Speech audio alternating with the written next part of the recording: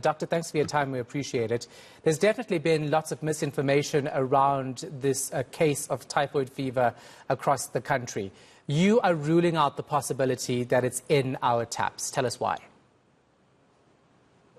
So we expect to see a number of typhoid fever cases in our country every year because we are what is called an endemic country.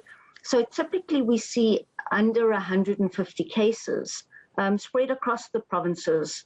And what we have seen over the last 2 years is a steady increase in the cases in Western Cape and a more recent increase in the cases in Northwest. But the pattern of this increase has been slow.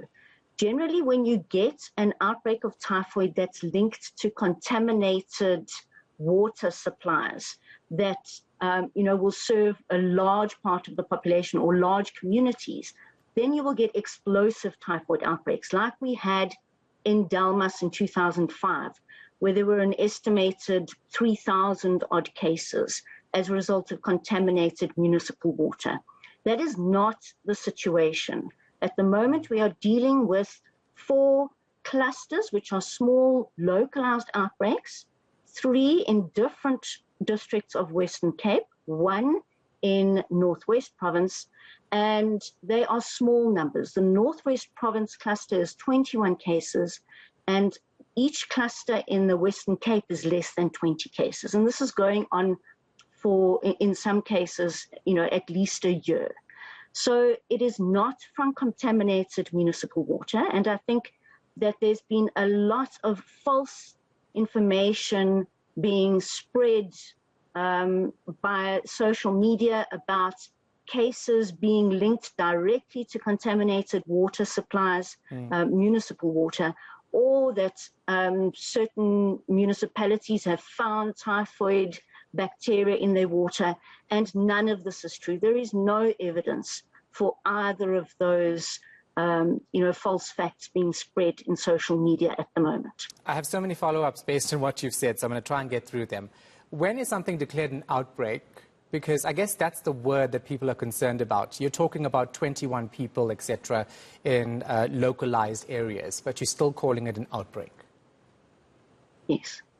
So an outbreak is defined as a number of cases amongst a certain group of people living in a certain geographical area over a stipulated course of time. And if that number of cases exceeds what has historically been seen before or what is expected, it is termed an outbreak.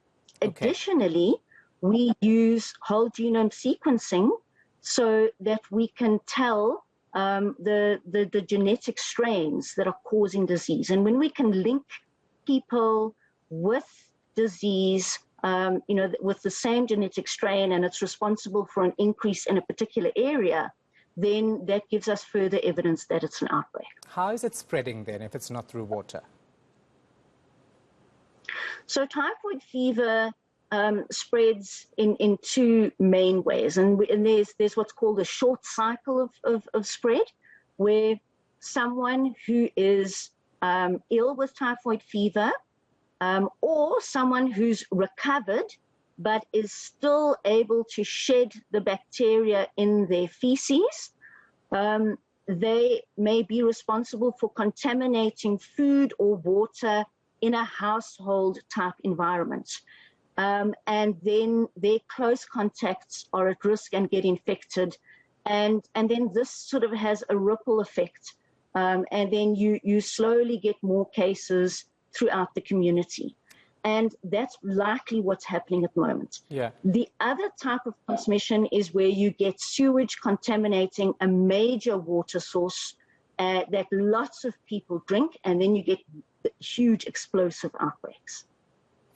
Quickly, tell me whether the municipal water has been tested. I know Rand Water says there's no typhoid in any of their plants, so they can attest to that. For those who are still concerned, can you say for sure tonight that you can drink water from your taps? So the issue with typhoid fever is that it's people who do not have access to safe treated water that are at risk. In the areas where I've mentioned that they've had these clusters, all of those municipalities have been testing the water, and they do two types of tests. They do a general water quality testing, which all municipalities do across the country on a regular basis. But then they also did specific testing to look for the bacteria that cause typhoid. And in none of the situations has it been found. I think people must not panic. It is only when you are relying on a source of water that is untreated that you need to worry about boiling it or adding bleach in order to make it safe. All right. Thank you so much for your time. We appreciate it. Dr. Juno Thomas from the NICD.